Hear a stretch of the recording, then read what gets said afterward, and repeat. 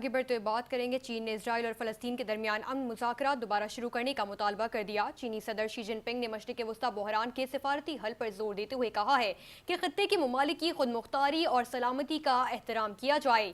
چینی صدر نے کہا کہ فلسطین مسئلہ مشرق وسطی کا بنیادی مسئلہ بن چکا ہے۔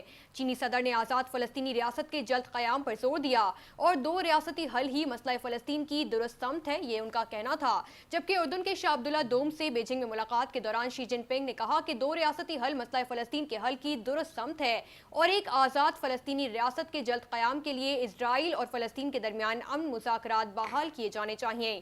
چینی صدر نے خطے میں جامع جنگ بندی اور کشیدگی کے خاتمے پر بھی زور دیتے ہوئے کہا کہ مشرق وسطی کے تمام ممالک کی خود مختاری اور سلامتی کا احترام کیا جانا چاہیے اور تنازعات کو مذاکرات اور سفارتکاری کے ذریعے حل کیا جائے۔